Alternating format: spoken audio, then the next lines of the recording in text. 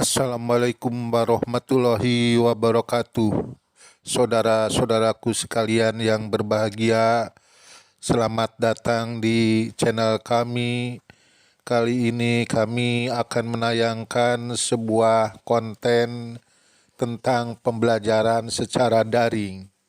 Selamat menyaksikan. Assalamualaikum warahmatullahi wabarakatuh. Anak-anakku sekalian yang berbahagia, selamat datang dalam kegiatan pembelajaran daring ini.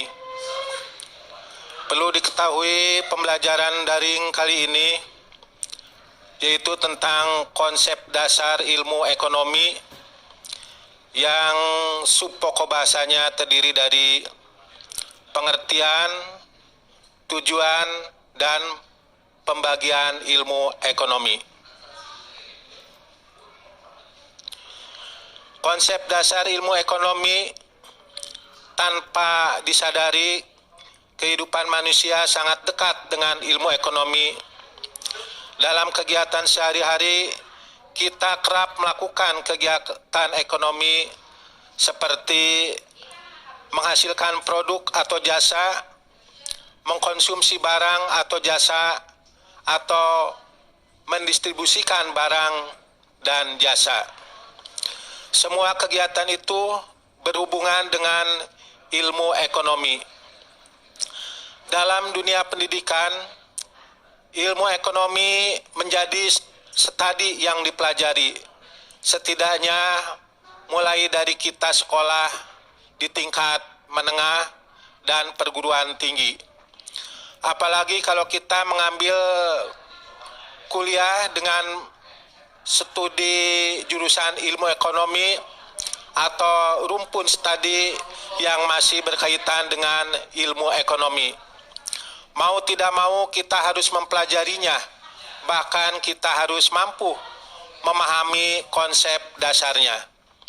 Untuk memudahkan dalam memahami konsep dasar ilmu ekonomi, berikut ini adalah penjelasan lebih lengkapnya. Mohon untuk disimaknya. Pengertian ilmu ekonomi. Ilmu ekonomi dapat diartikan sebagai ilmu yang mempelajari segala tingkah laku manusia yang bertujuan untuk mendapatkan dan mengelola sumber daya yang terbatas. Konsep dasar ilmu ekonomi secara bahasa atau secara etimologis. Ekonomi berasal dari bahasa Yunani yaitu oikonomia. Kata ini terdiri dari dua kata yaitu oikos dan nemein. Oikos adalah rumah tangga, sedangkan nemein adalah mengelola. Maka secara singkat dan sederhana, ilmu ekonomi adalah ilmu yang mempelajari tentang caranya mengelola rumah tangga. Ada pula yang berpendapat kata ekonomi berasal dari bahasa Yunani yaitu oikos dan nomos. Oikos artinya keluarga, sedangkan nomos artinya adalah aturan atau hukum. Jadi ilmu ekonomi merupakan ilmu yang mempelajari tentang cara manusia menentukan pilihan saat melakukan proses produksi dengan sumber daya yang terbatas. Konsep dasar ilmu ekonomi perspektif para ahli.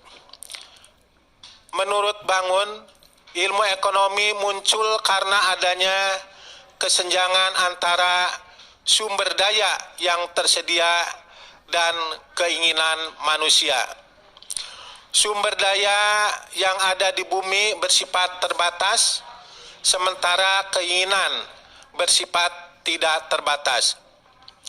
Sehingga hal ini menciptakan kesenjangan dan menimbulkan masalah dalam penggunaan sumber daya.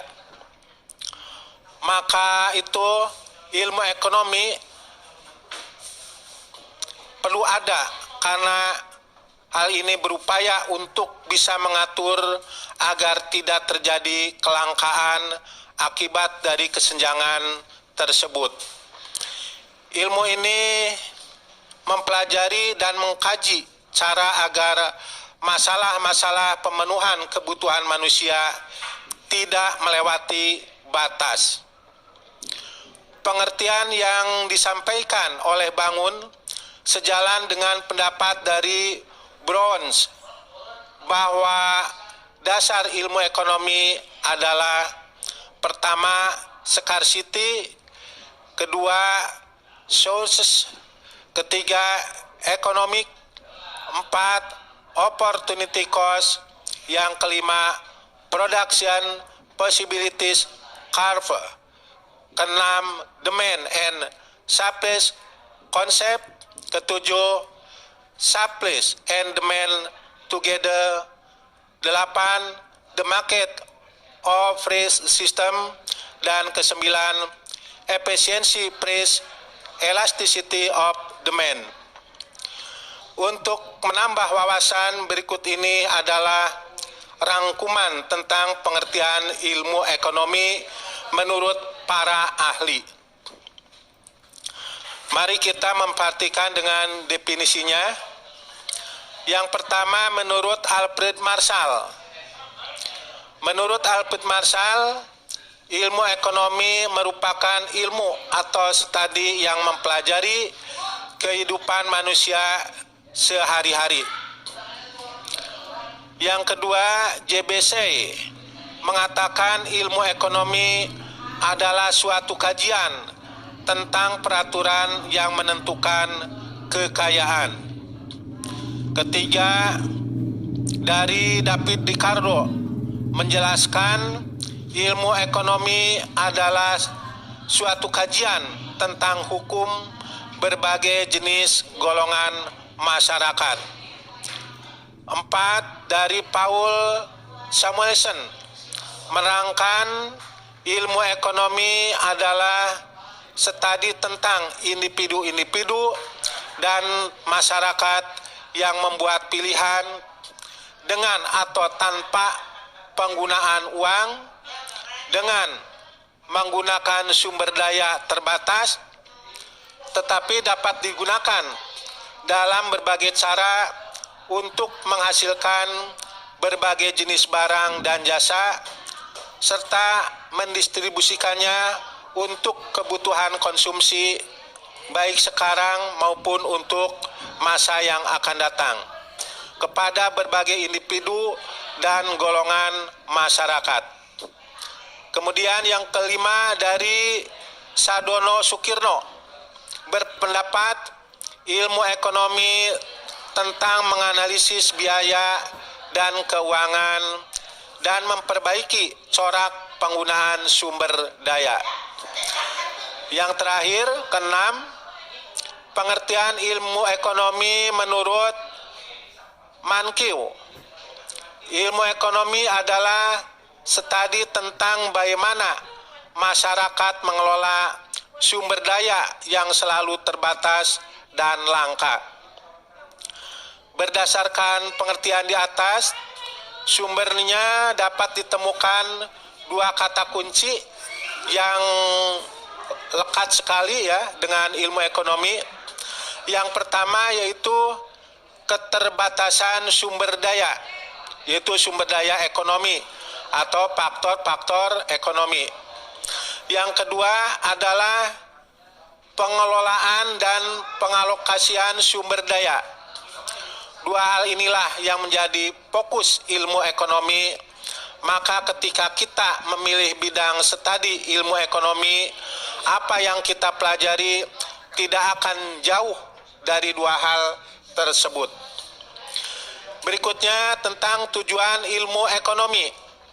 Dari definisi ilmu ekonomi yang telah disebutkan tadi, kita juga tahu kalau tujuan ilmu ekonomi adalah mengelola sumber daya yang sifatnya terbatas dengan cara yang efisien.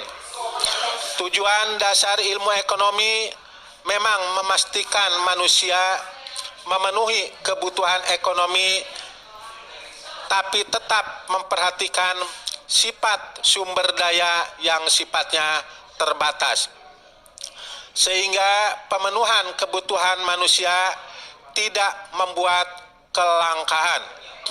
Jadi konsep dasar ilmu ekonomi itu membahas tentang bagaimana caranya tidak terjadi kelangkaan sumber daya saat manusia memenuhi kebutuhan hidupnya. Sekarang kita kembali kepada masalah faktor penyebab kelangkaan. Faktor penyebab kelangkaan diantaranya adalah pertama, keterbatasan sumber daya. Yang kedua, kemampuan manusia mengelola sumber daya terbatas karena kurangnya tenaga ahli dan keprofesionalan. Yang ketiga, perkembangan teknologi yang merusak lingkungan. Dan keempat, perilaku manusia yang berdampak negatif terhadap sumber daya.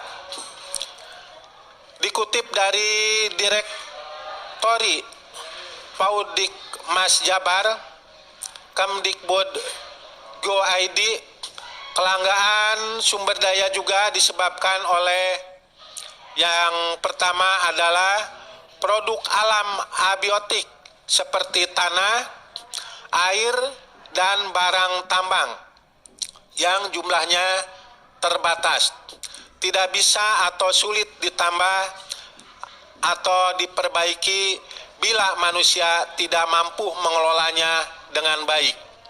Yang kedua, kurangnya tenaga kerja terdidik, terlatih, dan berpengalaman untuk mengolah sumber daya alam, terbukti dalam mengolah barang tambang, yaitu di daerah Aceh, Papua, Sumbawa, dan Kalimantan dikelola oleh pihak asing. Yang ketiga, pendapatan nasional rata-rata Indonesia tergolong rendah. Akibatnya, tabungan dan investasi juga rendah. Keadaan tersebut mendorong Indonesia terpaksa menerima bantuan dari luar negeri dalam bentuk pinjaman. Yang keempat, kurangnya tanggung jawab pengusaha dalam mengelola sumber daya yang ada. Dan kelima, kerusakan lingkungan baik di darat maupun di laut karena kelalaian dan kesalahan manusia. Dan keenam, peningkatan jumlah penduduk dan kemajuan peradaban mendorong peningkatan kebutuhan manusia yang kurang diimbangi dengan kemampuan meningkatkan produksi. Untuk mengatasi masalah kelangkaan semacam ini, diperlukan ilmu atau studi yang mengkaji tentang cara penggunaan sumber daya dengan efisien. Salah satu cara yang dipakai untuk mengatasi kelangkaan adalah membuat skala prioritas. Apa artinya? Skala prioritas ini merupakan suatu daftar bermacam-macam kebutuhan yang disusun berdasarkan tingkat kepentingannya, yaitu dari yang paling penting sampai dengan kebutuhan yang dapat ditunda dalam pemenuhannya. Dalam membuat skala prioritas, ada hal-hal yang perlu diperhatikan, yaitu pertama, tingkat urgensinya. Yang kedua, kesempatan yang dimiliki. Ketiga, pertimbangan masa depan. Keempat, kemampuan diri. Dalam konsep dasar ilmu ekonomi, ada pembagian ilmu ekonomi. Apa saja pembagian ilmu ekonomi itu?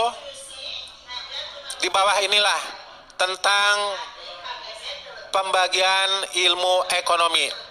1. Ekonomi deskriptif. Deskriptif ekonomi.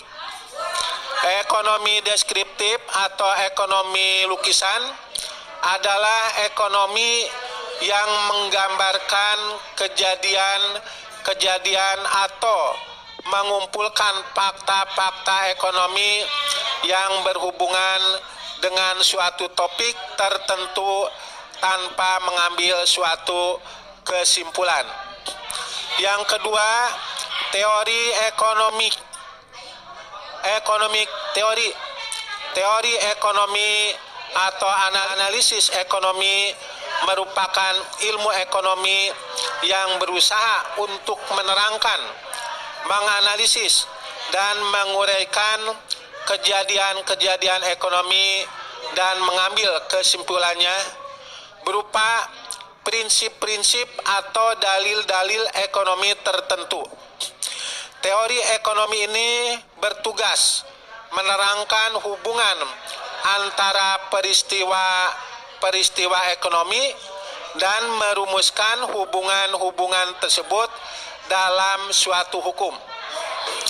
Teori ekonomi terbagi atas teori ekonomi makro dan teori ekonomi mikro.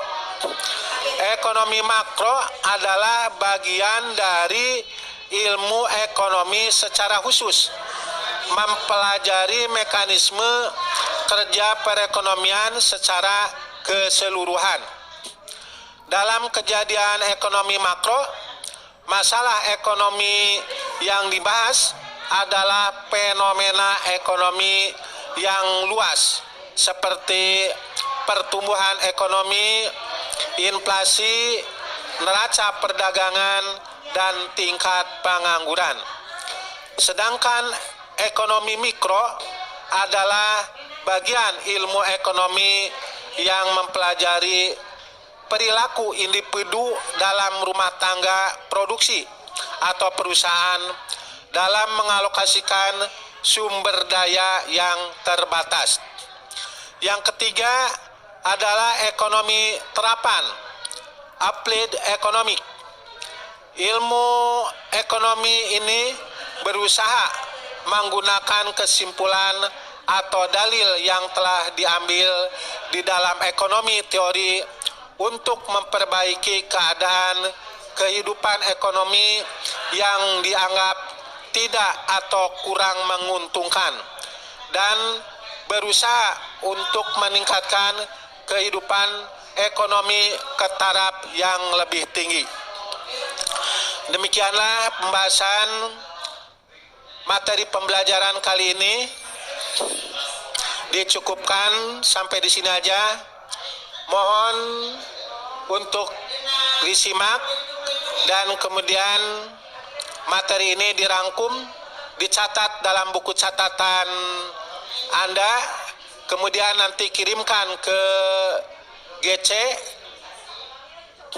untuk bisa nanti diperiksa dan dinilainya. Terima kasih. Akhirul kalam, assalamualaikum warahmatullahi wabarakatuh.